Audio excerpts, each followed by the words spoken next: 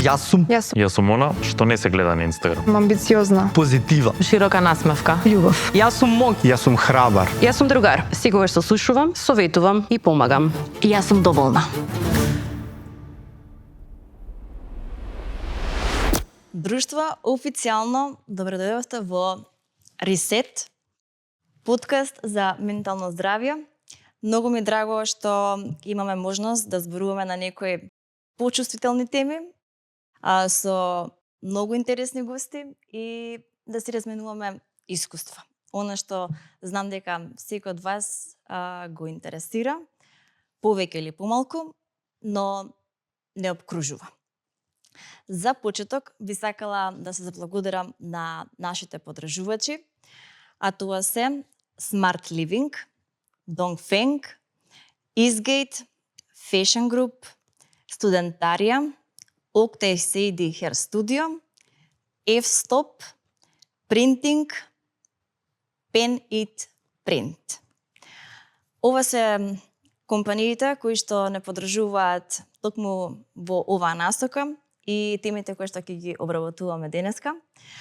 А на моje огромно задоволство ќе ви ја најавам нашата прва гостинка.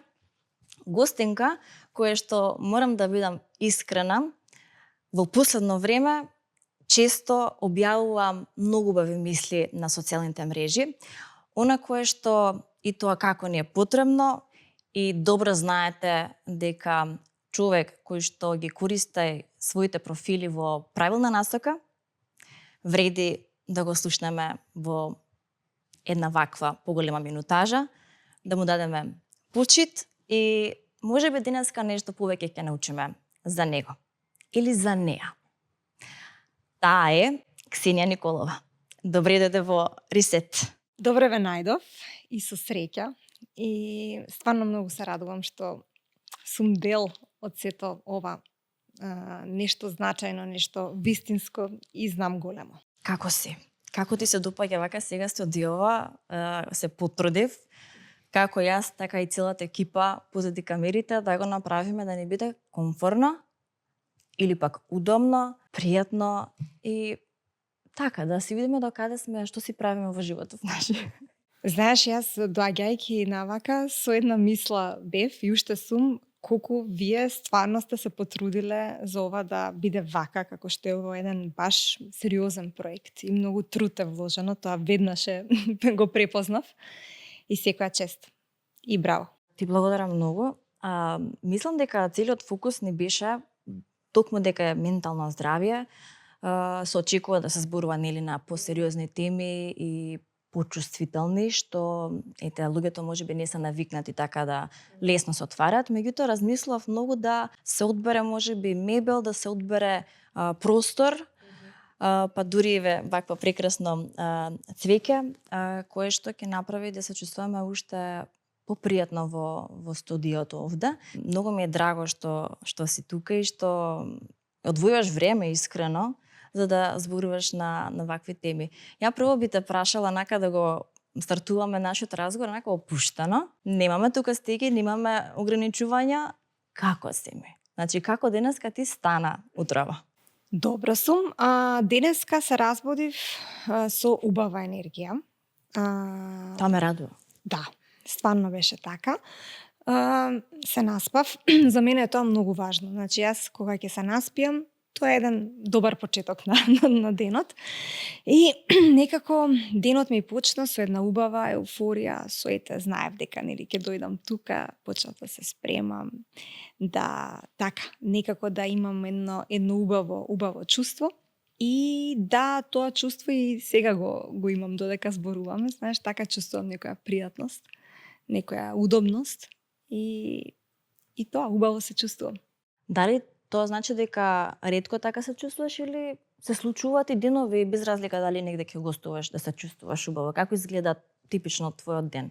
Па не се чувствувам ретко така, но имам многу често ситуации кои знаат да ми го угушат тоа чувство на удобност и лагодност. Мислам, јас сама понесувам одговорност нели за тоа, например да дозволам ситници, нешта кои што не можам да ги контролирам, работи од минатото, да ми ја угушат таа убава енергија и денот за секунда да отиде во друга насока. И сега како нели работиш повеќе на себе, толку повеќе сваќаш дека можеш да ги контролираш само оние работи кои што можеш да ги контролираш и тука треба да е фокусот, но имам денови кога не ми оди баш тоа од рака.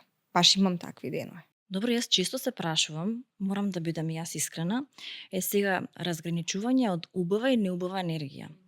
Јас често сум се фаќала себе во ситуации, во такви моменти кога да, го препознаеш по индикаторот во себе дали сум на правото место, со правите луѓе или дали денеска убаво се разбудив, по чувството дали е се под моја контрола, односно дали ако јас денеска се чувствувам мирно во мојата душа, значи дека е се во ред, или пак ако ни се јави некое чувство кое што пројавува дека не си на правото место, не ти е почетокот добар, се будиш со некоја тежина. Знаеш како, јас тоа најдобро го дефинирам преку една теорија која што исто така ја открив неодамна, а тоа е дали си во мод на срцето или си во мод на стравот. Ако си во мод на стравот, тогаш ти не си ти. Тогаш си во нешто, една сенка од себе и не можеш да изгравитираш кон работите кои природно би ти припаднале. А кога си во hard mode, односно во срцето и од таму почнува се, тогаш ти си во својата најдобра автентична верзија. Значи ти си во тотална кохезија со она што природно треба да бидеш и ти припаѓа да бидеш, и тогаш магични работи се чувствуваат, се случуваат. Сега како да излеземе од тој нели страв и да се префрлиме во срцето свесно, нели со алатките кои што ни ги нуди денешницата, тоа е трикот. Значи тоа е предизвикот ни секој невието кои сите го имаме. Колку помалку се задржуваш во тој страв, толку подобро. Дали тоа значи дека кога се чувствуваш најдобро, значи денеска си станала, супер се чувствуваш, имаш наплив на позитивна енергија, тогаш земаш, што велат перилото, пишуваш, се отвараш, или пак кога ти е најтешко? Јас може да ми биде и тешко, а сепак да бидам поврзана со својата автентичност. Значи не мора јас да бидам да имам 100 причини за радост или да бидам најрасположена за да бидам креативна или да бидам слободна во духот, да не се заробувам. Можам да имам и тага во себе, тоа е природно, можам да имам копнеш, недостиг, значи сето тоа е природно. Но јас сум во баланс со себе, нели? И сето тоа на крајот денот работи за мене, во моја полза и го искористувам за мојата креативност, за создавањето и така натака. А кога си во дури некако спротивно од својата природа, одиш во насоки кои не се твои, кои просто не природно не ги чувствуваш, не можеш да вибрираш на иста вибрација со нив, тогаш како да се предаваш сам себе, како сам против себе да играш. Тогаш од мене не може ништо да излезе во таква состојба кога сум, а се наоѓам во таква состојба пак и пак и важно е што се фаќам дека сум во таа состојба. Значи, се забележувам, нели? Тоа е исто напредок да се забележи, да кажеш, ајде назад да се вратиш. Од почеток. Да. Ресет, да се ресетираш. Ресет, така е. Пушташ ли така, ги отпушташ ли тие мисли кога те кочат во пишување или се форсираш да речеме дека мора да го исполниш како задача, дека денеска мораш некоја страница или две да напишеш? Не, апсолутно не. Значи, кај мене тоа е еден флуиден процес и ако не иде, не иде. Значи, ако денес не е тој ден, значи денес не е тој ден. Може и да не биде таа недела или тој месец, нели, така да кога ќе почнам да пишувам книга, да имаш некоја одговорност да го пратиш процесот. Например, не можеш да ја оставиш книгата, романот една целина, не можеш да ја оставиш 2 месеци да лебди и да и се вратиш после некако прво забораваш нови работи. Енергијата така се пресекува. Но кога имаш нешто спонтано што треба да излезе од тебе, тогаш баш си правиш како пулсираш, едноставно се чувствуваш. Како денес тоа само ти вели да направиш, така правиш. Значи си го слушаш често своето чувство.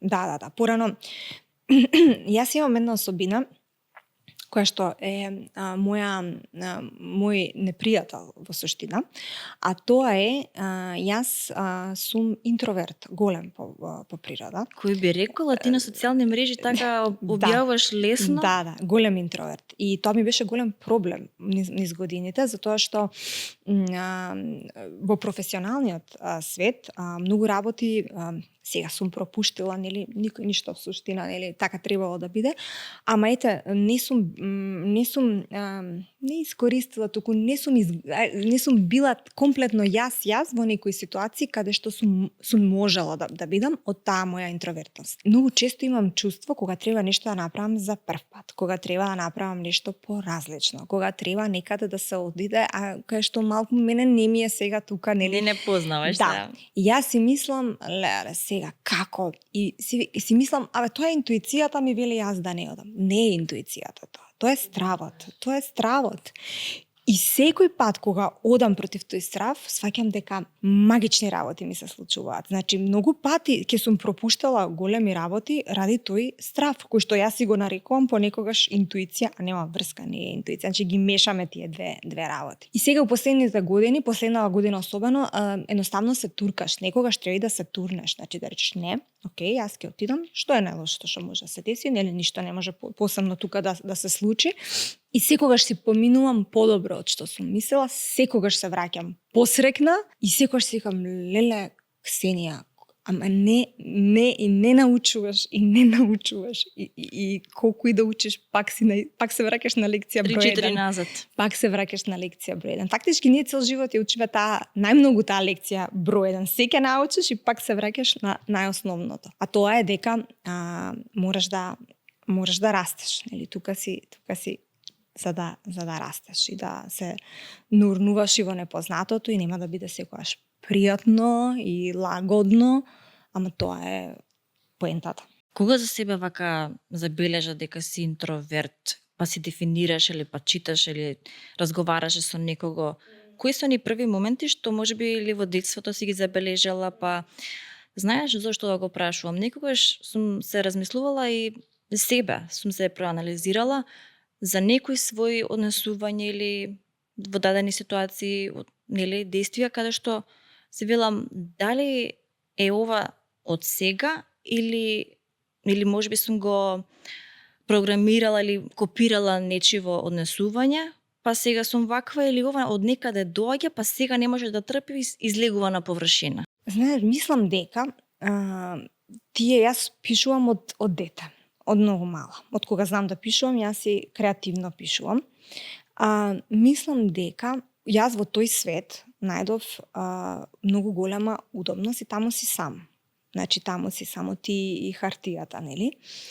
И тој свет ми помогна многу работи да научам за себе, но истовремено некако ме навикна на таа затвореност, во смисла една линија која што многу тешко можам јас да ја отворам, да исчезне за нешто поинакво да влезе во мојот живот.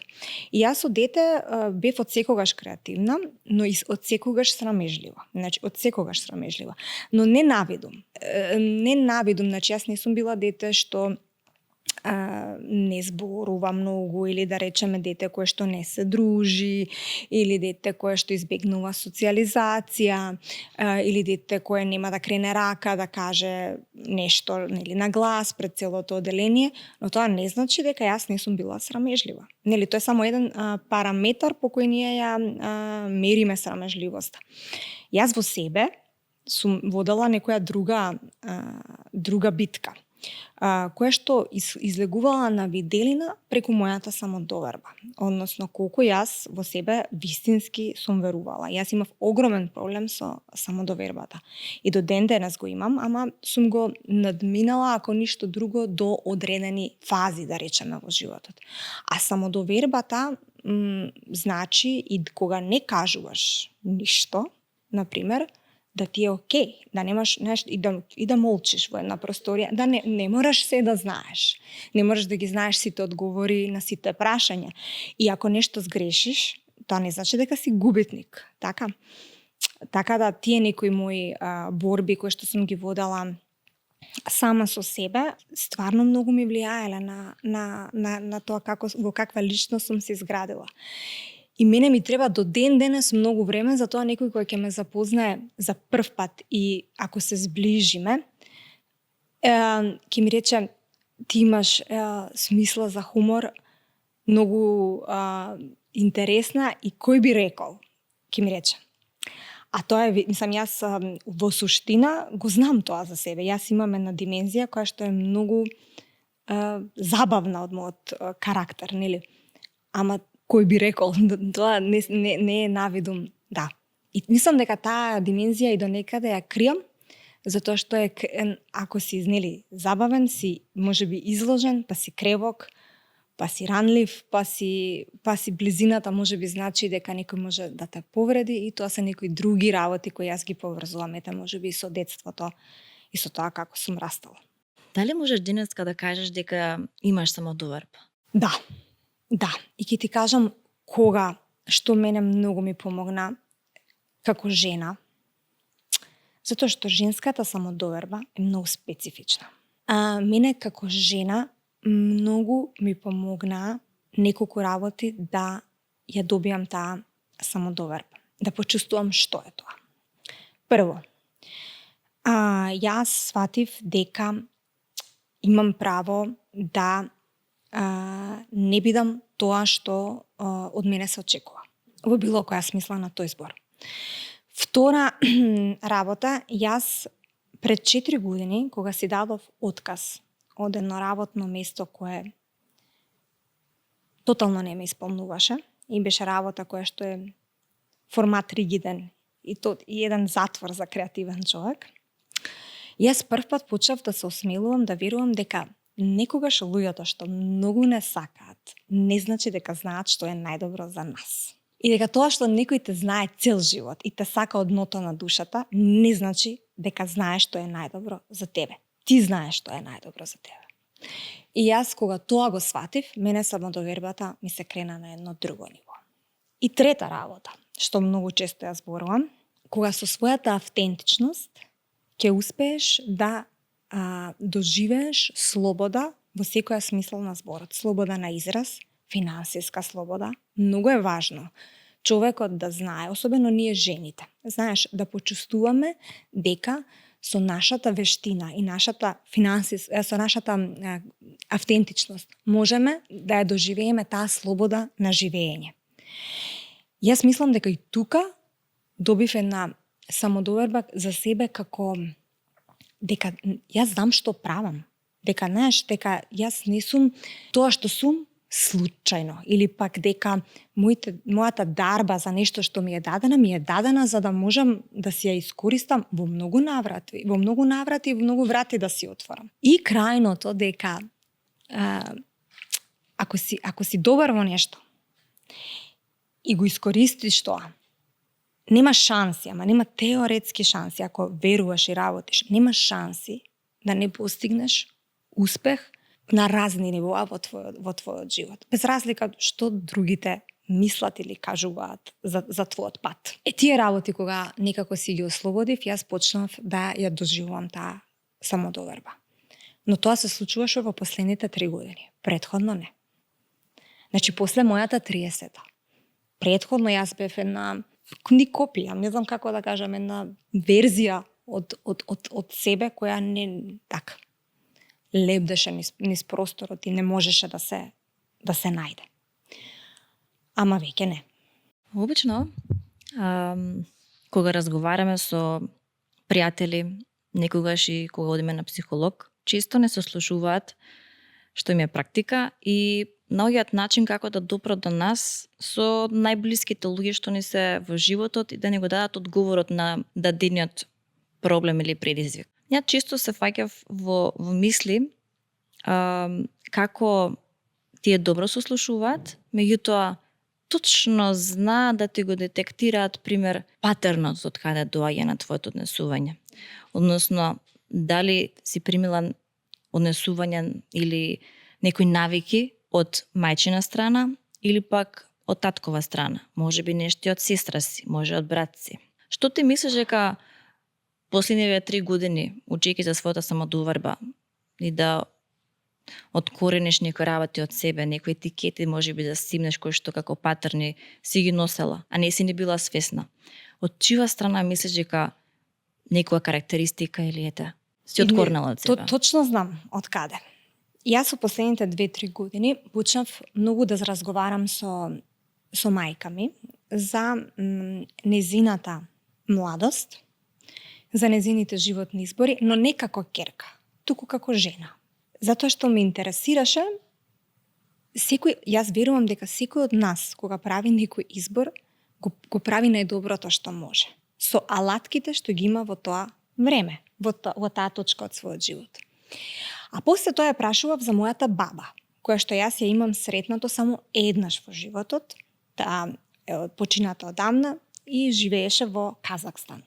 А мајка ми живее во Русија. И такви работи открив да тоа е една цела низа од генерацијски трауми кои што си ги пренесуваме од генерација на генерација.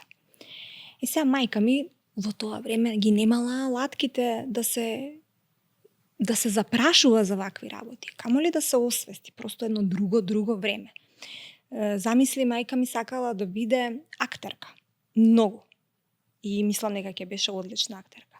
Меѓутоа, незиниот татко, кој што бил, мојот дедо, кој што бил воено лице, и забранил, затоа што во тоа време било срамота жена да застане на сцена и да биде во центарот на вниманието.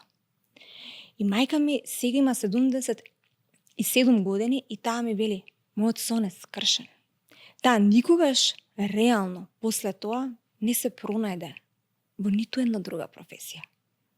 Затоа што незината мисија можеби била токму таа, била забранета. И гледајќи ја неа, како таа се адаптираше целиот свој живот на сите околности кои што животот ги носеше, но никогаш не испиша своја приказна.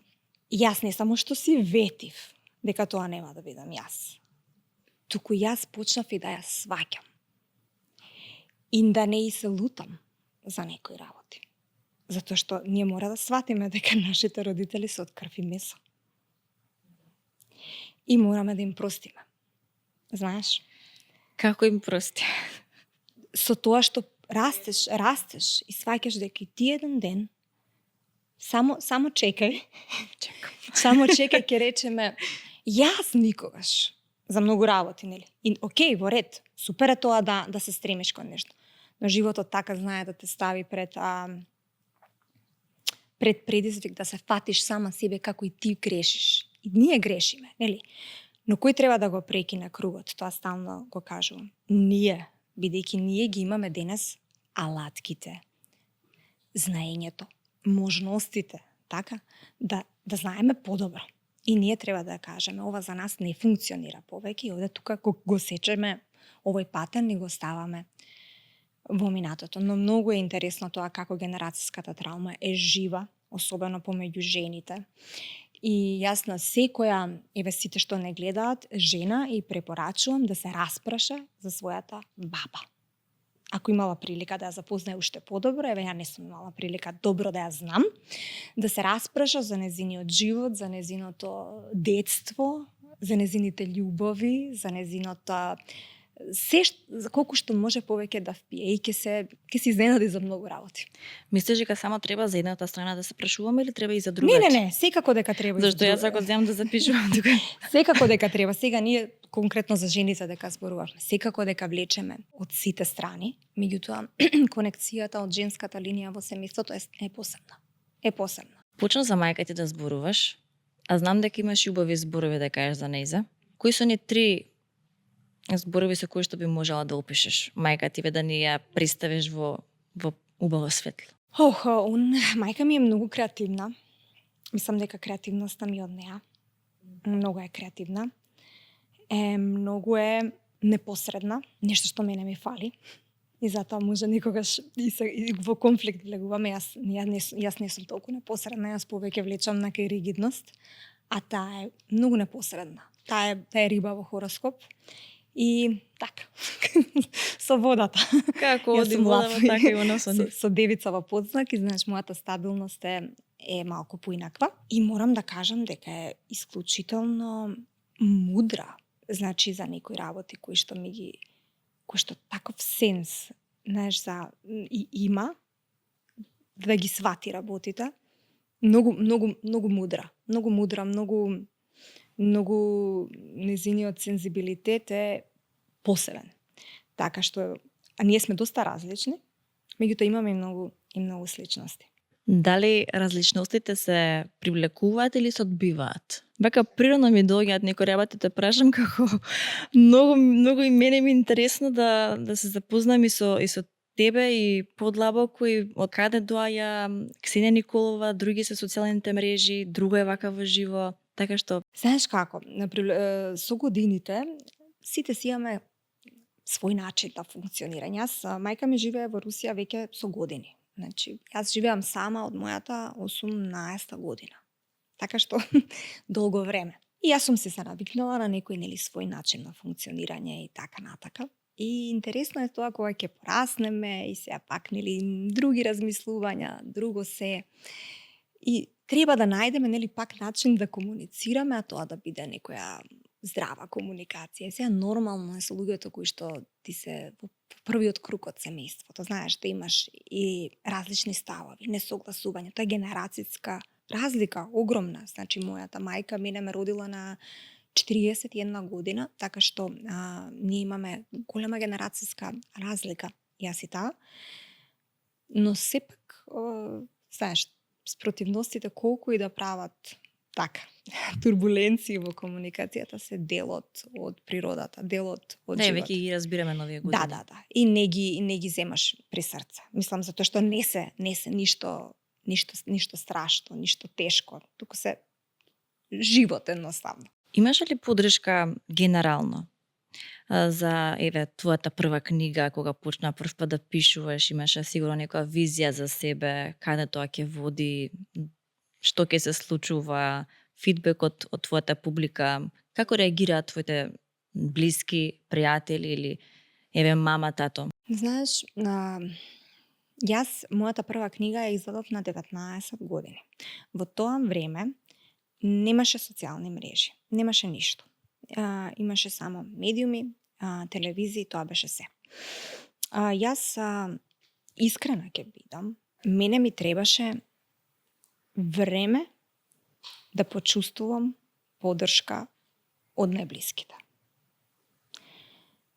Но пак ќе кажам, и тоа е субјективно, затоа што нив да ги прашаш, они сигурно го дале најдоброто што го умееле во тој период. Кога дете ќе се почна се занимава со уметност, кај нас, а при тоа пишувањето е, една навистина тешка категорија во смисла ретко се случува ти да можеш од тоа да направиш некоја поголема приказна, во смисла секогаш родителите размислуваат што ти со ова ќе правиш, каде ова ќе води, секогаш се тие прашања. И сега по тој цел пат да, сум почувствувала дека не сум имала доволно поддршка од аспект на верба во мене.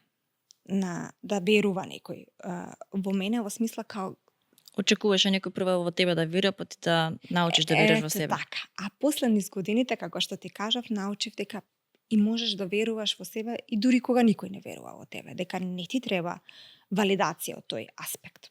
И тоа е уште еден товар од кој се ослободуваш, кога ќе го сватиш тоа. Но мислам дека ретко кое дете кое што почнало да се бави со уметност ќе ти каже дека имало безрезервна поддршка во секоја смисла на зборот од своите родители. Зборуваме за нашето поднебје. Реткост е тоа.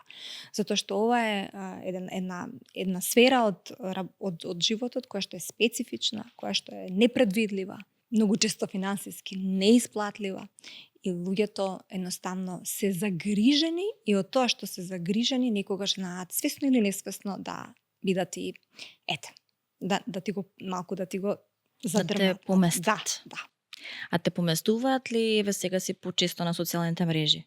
Те поместуваат ли коментарите Иако знам дека имаш и доста позитивни, меѓутоа, ете се случува нашиот ум често да се фати за 3 коментари. Од 50 позитивни за 3 ќе се фати и си прави некоја слика во својата глава дека не ме подржуваат. Искрено не. И тоа е една многу чудна работа која што најверојатно си ја развив пак низ годините.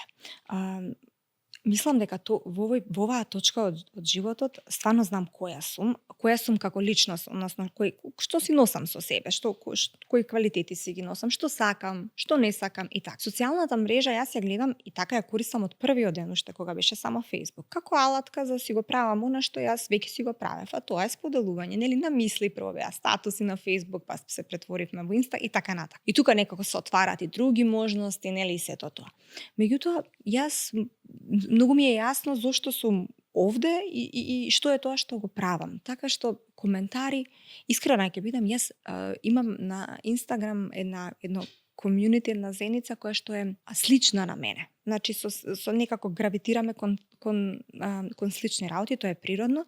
Немам многу несоодветни, некултурни, безобразни луѓе. Стварно немам. Дури и кога им оставам простор да поставуваат анонимни прашања, а тоа го правам често, јас навистина немам многу несоодветни коментари таму.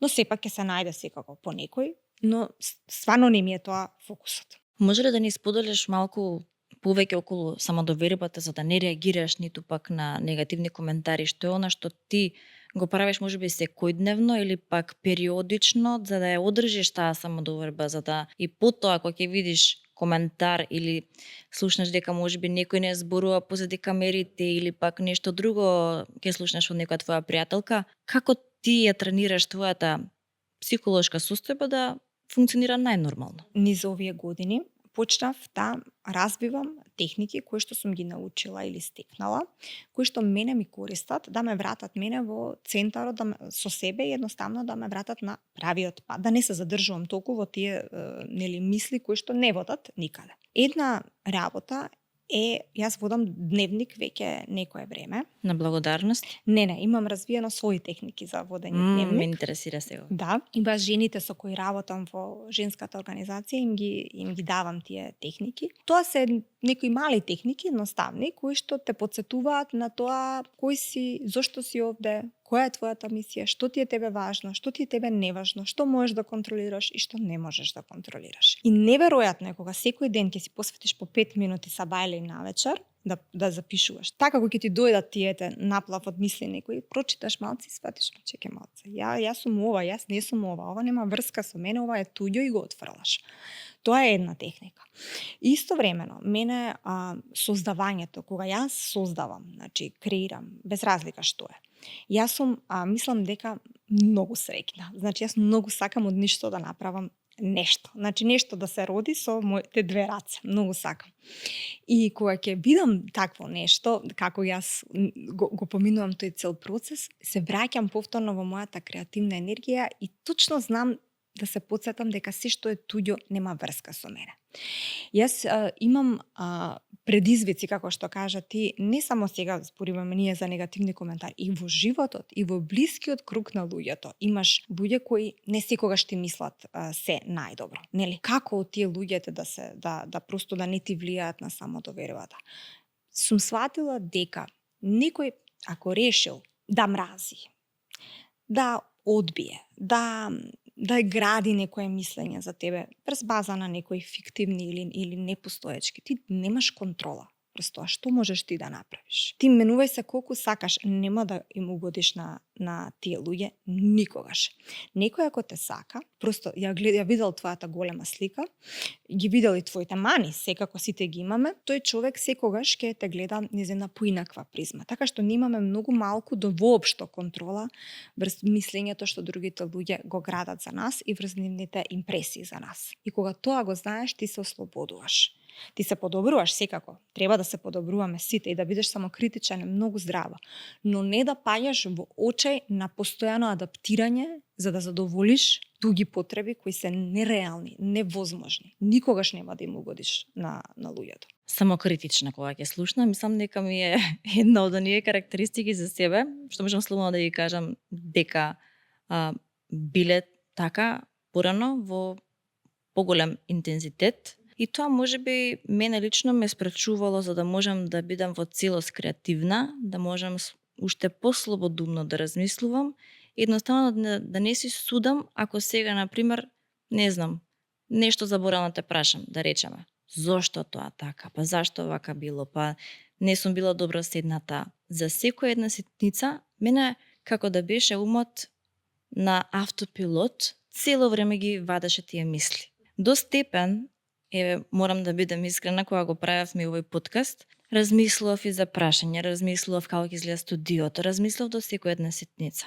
До тој степен, да реков, ова е прво нешто, од сега понатаму. И јас не изморува. Морам да кажам дека енергетски изморува, исцрпува, затоа што ти на крај кога ќе седнеш еве сега вака пред микрофон, ти треба едноставно да си свој. Некогаш и таа самокритичност прави да имаме, не знам дали е во ред да се каже панични напади. Дали тоа тебе некојаш ти се случило онака, нели? И само довербе во истиот кош, Да, самокритична, се е тука. панични напади. Се е тука. Кога ти изненадиле? Самокритичноста, ако е настроена како алатка за подобрување, знае да биде многу конструктивна, но тоа не значи себе саботажа, да се саботираш самиот себе. Тоа не значи да си бидеш непријател и да бидеш некој во главата на своја кој што постојано се обвинува и се обвинува и се обвинува. Да бидеш самокритичен просто значи да бидеш отворен за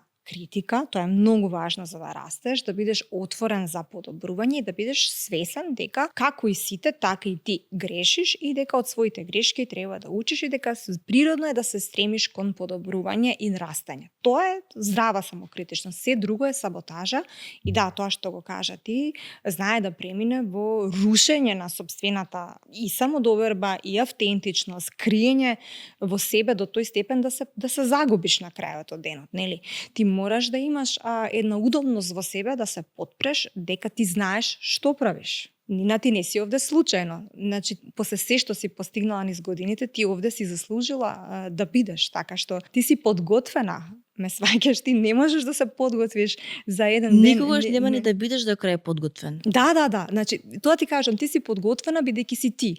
Јас секогаш велам, имаме сертификати, имаме дипломи, имаме признание. Ама забораваме дека човек со нешто и се раѓа. Така ли е? Точно. Значи со нешто и се раѓаш и тоа е тоа што никој не може никогаш да ти го земе, тоа со кое што ќе се одиш, таа е твоја звезда и тоа не прави сите различни на свој начин. Така што тоа е исто многу важно да го знаеш, дека ти си спремна и дека си дека што си таму со причина. Добро, колку добро звучи. Да можам да ти се јавам вака секој ден вака само да зборуваш, убаво тоа звучи. А кој тебе вака ти се јавува, кој вака тебе те бодри во животот, кој вака ти кажува дека имаш сјај во себе, имаш потенцијал, ајде можеш, кој го прави тоа за тебе? Јас од кога ја имам мојата женска организација и работам со жени, станав и ментор на жени. И многу се пронаоѓам во тоа и многу верувам во женското менторство, во менторството општо. Сметам дека е многу важно и секој во животот треба да има ментор и во една точка кога ќе почувствува дека сака и дека може да биде нечи ментор. Јас сум запознала многу жени во мојот живот кои што сум ги запознала случајно, не ми биле ниту роднини, не ми биле ниту другарки, цел живот, туку животот ме однел до тие луѓе и ми станале спонтано менторки. И тие во одредена точка така ме истуркале напред во мојот живот, ме избодреле свесно или несвесно, јас не знам, меѓутоа така знаеле да ме дигнат од прашина, особено во 20-тите години кога тоа ми беше можеби и денес ми е потребно, но тогаш ми беше особено потребно и да застанеш на нозе и да си речеш, па чеки малце, па јас ова го можам. Па јас ова можам да го пресечам за себе и да почнам одново. Многу е важно некој да те научи да навиваш за себе, значи пред се, нели, самиот да навиваш за себе, но многу е важно и ние меѓу себе да си даваме малку, знаеш, поддршка. Да. Тоа некој да ти каже стварно е така. Значи некој во еден ден да ти каже 2-3 убави зборови, ја те потсети. Че ти тоа го знаеш, само го забораваш од време на време, те потсети ти и колку можеш, и што си, и која си, и како зрачиш, многу се менуваат работите. Морам ти кажам дека делуваш на, барем така си имаш изграда на себе, на многу цврста личност, карпа човек. Јас се еднака сум научила што е само добро, никој мене нема да ми ја сруши, никој немаше да ми допре тамо до моето срце и душа. Кој може да допре? Има ли некој што те пецка? Да, јас сум Работи ли тамо нешто? Да, јас сум многу и таква сакам да останам. Јас сум многу ранлива. Многу ранлива. Не знам и дали би можела да пишувам да не бев ранлива. Значи, нели, тоа како крвариш на хартија, така е.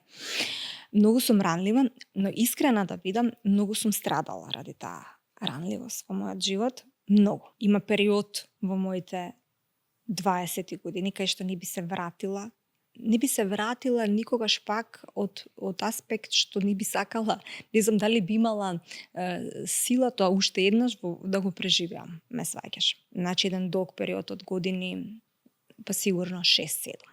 Али активни можеби 3-4, најаки, на најако пуштена. Кога зборуваме веќе за менталното здравје и сето тоа.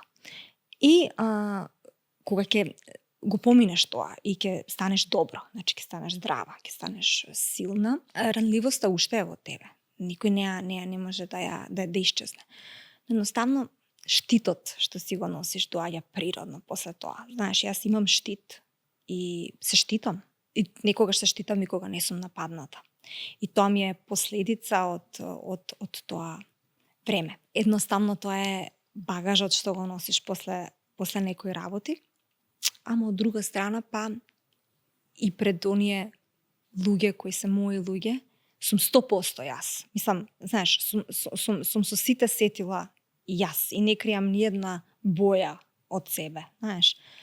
И тоа е можеби исто дел од самодовербата. Како ја паметиш Ксенија во 20-тица? Чисто онака во... Мене ми е многу жал за таа. Значи, јас многу тешко можам да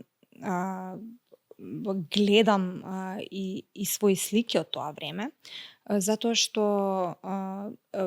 сликите ништо не се гледа, меѓутоа јас точно знам како сум се чувствувала во тие години. Фактички како завршив магистрирав 23 години, 24 веќе, јас веќе од 25-та до 30-та бев многу лоша. И знаеш како, во тоа време немаше подкаст за ментално здравје, немаше зборување јавно, ништо немаше. Значи ништо немаше.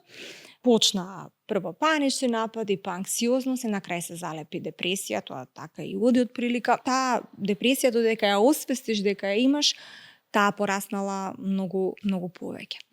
И моја среќа беше што јас барав помош. Значи тоа е една можеби најдобра препорака што можеме на некого да ја дадеме, а тоа е дека разговорот со некого, просто да направиш чекор кон подобрување е круцијален за да ти стане подобро. Истовремено во тоа време осудувањето на околината од аспект не дека ти избегнувам, туку од аспект на не те разбирам.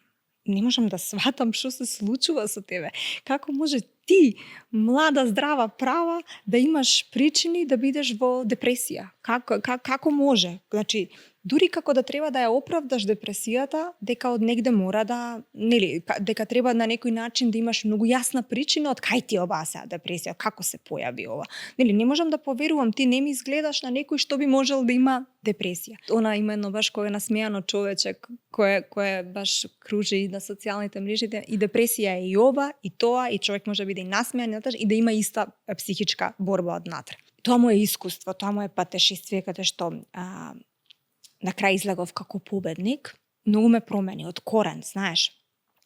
Но истовремено и сега кога ќе се сетам колку сум била на своето дно, нели? Тоа е најлошото и најдоброто нешто што ми се случило во животот. Од аспект дека од таму се тргна нагоре.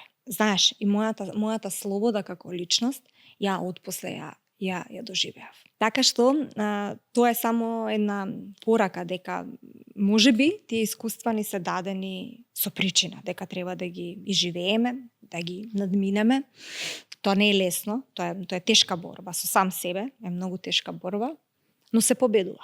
Сина, јас знам за тебе само работи кои што ти ги објавуваш.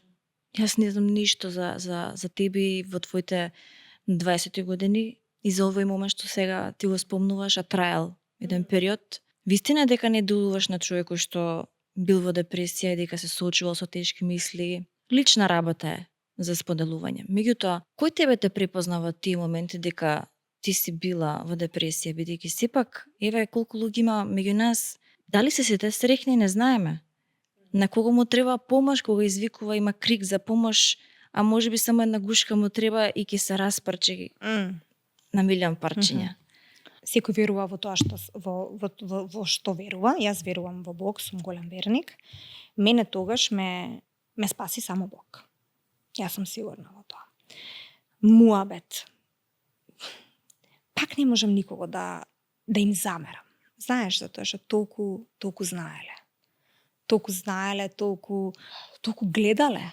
Знаеш, си им била пред очи и не те гледале, свеќаш. Не можеле да видат подлабоко од површината. Дали се виновни? Секако дека не. Дали мене ме болело? Секако дека да. Дали јас сум им, можеби сум барала помош на некој начин, некој крик мој за спас. Јас се сеќавам, ова ќе го кажам за прв пат во јавност, јас се сеќавам на моето, секој треба добро да тресне од своето дно. И од тука нагоре да се, знаеш како да се одбие. Моето дно беше следно. Јас бев со една пријателка излезена и дојде еден, јас бев тогаш сенка од себе си. Бев многу лоша. И дојде еден пријател на мојата другарка кој што многу ги сака моите книги. И он сакаше многу да ме запознае, затоа што јас сум му била еден од омилените автори.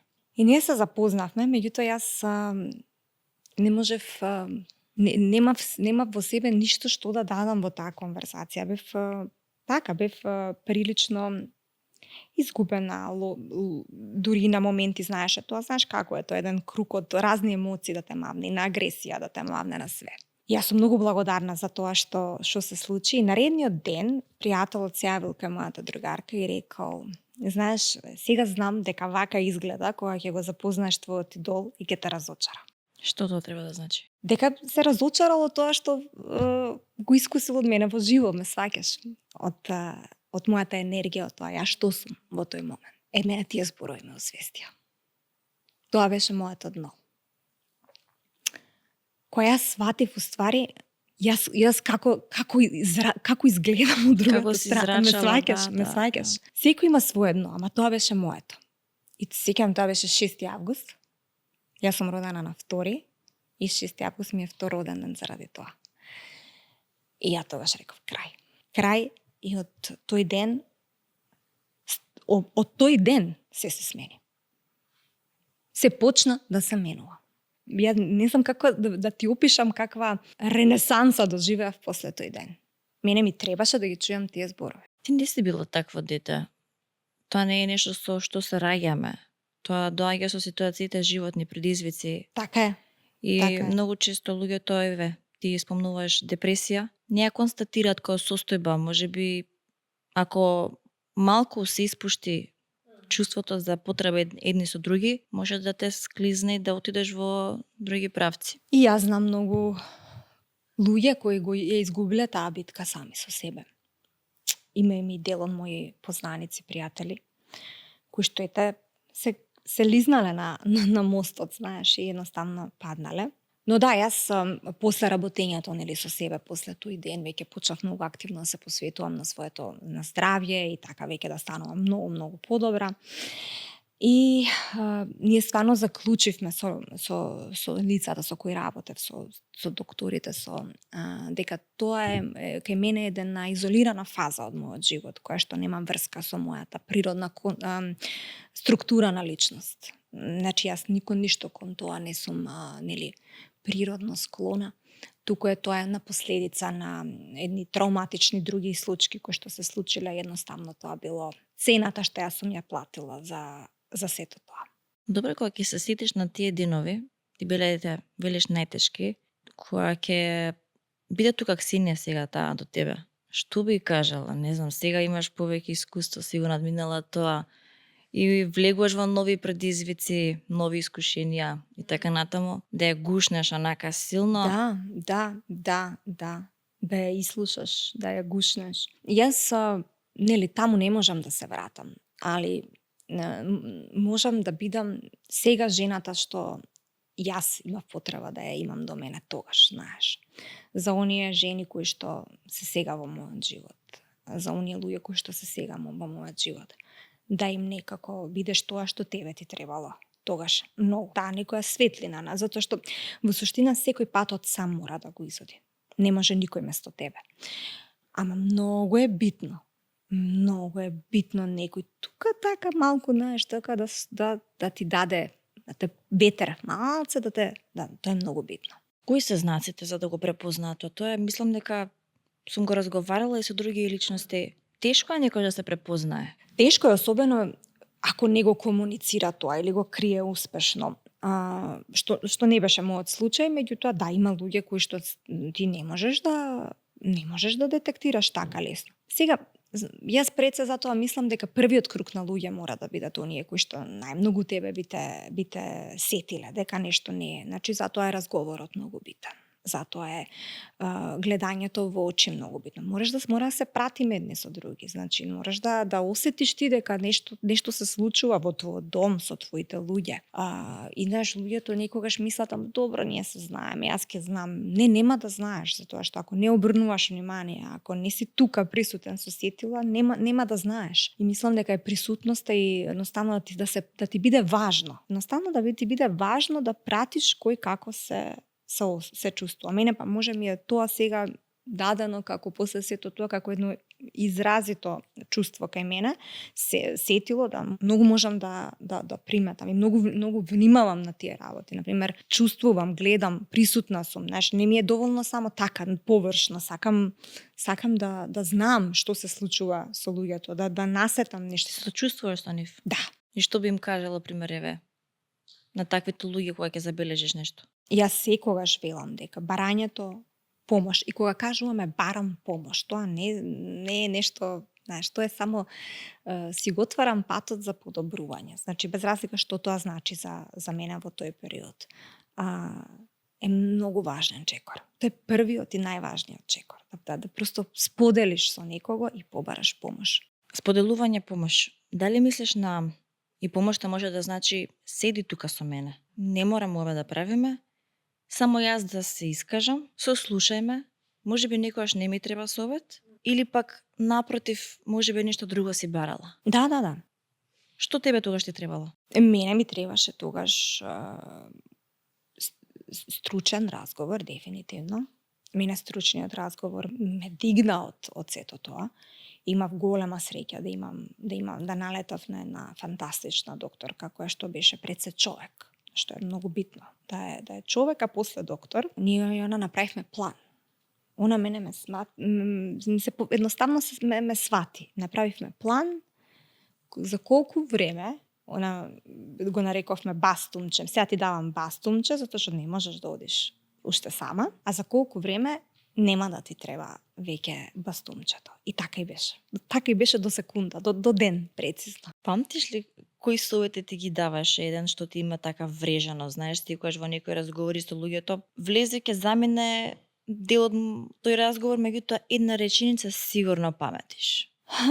Која што еден денес онака е со тебе. Таа докторка, и јас кога дојдов кај нејза, после оваа случка, значи после. И јас бев брутално, тоа беше моја огромна доблест, ајде да речеме, но и моја огромна предност, што јас бев многу искрена за тоа како се чувствувам. Значи бев многу свесна и многу искрена. И се кажав. Ништо не се окривав. Сама се обрати? Сама се обратив. Сама се. Јас тоа сакам да кажам. Тоа е можеби и предноста на моето брзо закрепнување, затоа што јас многу сакав да оздравам. Јас многу сакав, мене не ми се живееше веќе така. Јас сакав да живеам поинаку. Ја бев спремна. И јас си кажав се, и тоа, знаеш, ни такви солзи, ама тоа не се солзи, тоа се ослободувачки солзи. Јас имав потреба само да, нешто се. Јас сеќавам, ја прашав само, а што ако кога ќе помине овој период, јас пак не бидам добро. Нели, тоа е честата. И она вика, ќе бидеш. Ја вика, мам, од каде знаеш? Вика, ќе бидеш, јас тоа го знам. а и ти ќе го знаеш. И секој пат, знаеш, многу е битно кога човекот во тебе ќе види таков потенцијал. Знаеш дека ти ќе бидеш. Тогаш јас почнав да верувам дека јас ќе бидам. Освен што сакав, почнав и да верувам. И неверојатно, како од ден на ден преобразба се случи, јас стварно никогаш не се свртев назад. Веќе имаме 6 години, 7 години како јас живеам нов живот. Тоа е стварно еден нов живот. После таа години од мачење на таа состојба. И јас секогаш велам и на луѓето дека е возможно да се живее подобро и после тоа. Стварно е возможно. И дека тоа е на некој начин една... Сега го гледам така, како викам, леле, да не се случеше таа страшна работа. Па немаше ништо од ова ни да знам, ни да чувствувам, ни да се сменам, ни да пораснам. Така што... Добро, си ги запамтила зборовите што тогаш тој човек ги кажал за тебе. Сега, кога ваќе ни гостуваш, кога имаме голема екипа овде, како би сакала тебе да те запамтиме од овој разговор? Например, така, те знаеме по социјални мрежи, еве, издаваш нови книги, ќе дојдеме на промоција и т.н. Како сега мислиш дека ќе те запамтиме? Па мислам дека јас овде многу работи за прв пат кажав. Стварно е така. Ама тоа не се планира. Тоа треба да почувствуваш дека има таква енергија. И еве нека ако нешто можат да излечат и да запамтат, дека ете јас сум еден пример за тоа дека може да се случат разни предизвици во животот. Најмалку кога очекуваш, дека може тоа да ти донесе товар, дека може да ти донесе по патот малку и да застанеш и да успориш и да го допреш своето дно, но дека после тоа можеш да почнеш одново. Луѓето треба да знаат дека сите ние имаме сила, стварно имаме сила, ако успееме таа волја да си ја разбудиме. Знаеш, волјата, јас стално викам, седнека волјата да не ти ја земат. Волјата, се земи ми само волјата не. Јас дека имам волја, јас веќе направам. Да. Волја ако немам се. Волјата ако ја разбудите во себе, тогаш се можете. И да се живее одново и да се живее подобро. Јас мислам дека ти од тука ќе излезеш и ќе почнеш нови страници да пишуваш нова книга и насловот да гласи ова сум вистинската јас. Што мислиш на тоа? Знаеш, еден ден сигурно дека ќе следи таа книга која што ќе биде мемоар, нели, на не сум спремна уште за тоа, ама ќе биде. Тоа мислам дека еден ден би се случило. Вистинското твое патување да го ставиш на хартија. Искрена да бидам, не знаеш колку ми е драго што се отвори, душата си се отвори пред мене, пред нас, пред публиката и дозволи да те запознаеме подобро. Ти благодарам многу на тоа, бидејќи верувам дека кај некој од нив пробуди емоција, пробуди чувство за промена и да верува дека сепак можат да го видат сонцето утре и да излезат од било која ситуација, затоа што знам дека е тоа возможно. И за мене, и за тебе, и за секој од нив. Така е. Фала ти многу, ми беше преубаво. Ти благодарам уште еднаш и мене ми беше, сигурно ќе се видиме во некоја следна прилика. Почитувани наши прекрасни гледачи, и јас верувам дека уживавте во изминативе, 40 на минути и дека и вие денеска нешто задовте за лекција и ќе почнете еден свој ресет, нешто од почеток, ќе ставите точка на некој работи и ќе почнете со побави мисли. До тогаш и вашата промена се гледаме со следната епизода. Чао!